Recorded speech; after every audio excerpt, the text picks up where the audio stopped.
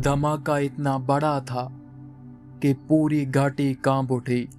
दुश्मन का गोला बारूद का गोदाम राख के ढेर में बदल चुका था, लेकिन इस कामयाबी की कीमत सिपाही सूरज को अपने खून से चुकानी पड़ रही थी।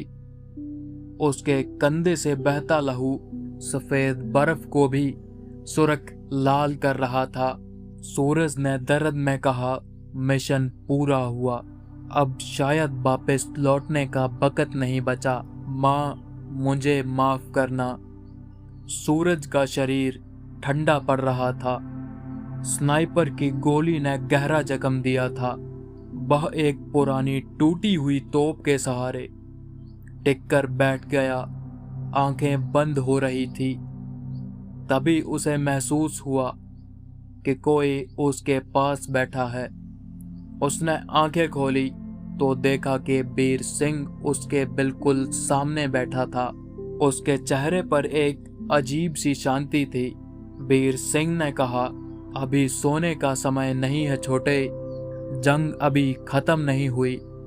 दुश्मन के कुछ बचे हुए सैनिक अभी भी तुम्हारी तलाश में ऊपर आ रहे हैं।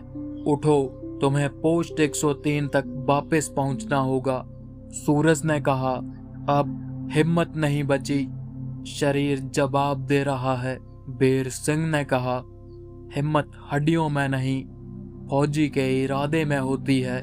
अपनी पट्टी निकालो और इस जख्म को बांधो।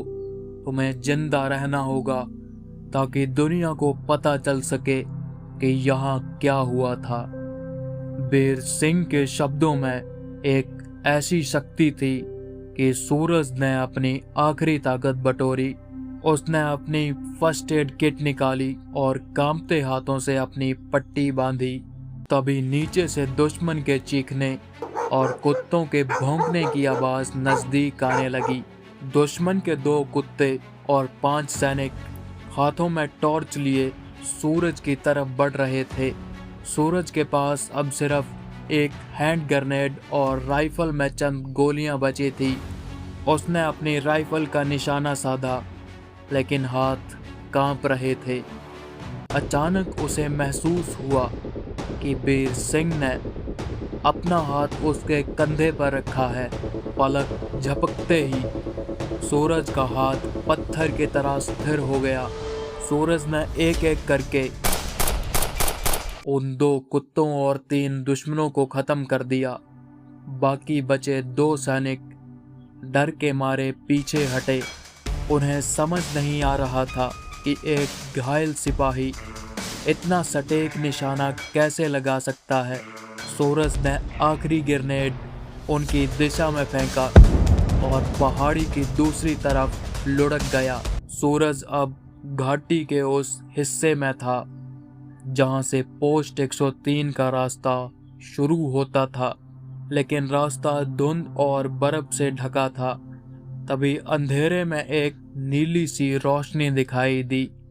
बीर सिंह का साया उसे रास्ता दिखा रहा था। क्या सूरज इस बर्फीले तूफान और अपने जख्मों के साथ सुबह होने से पहले पोस्ट 103 पहुंच पाएगा?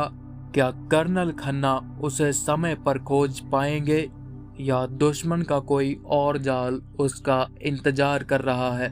सुने अगले एपिसोड में। जय हिंद।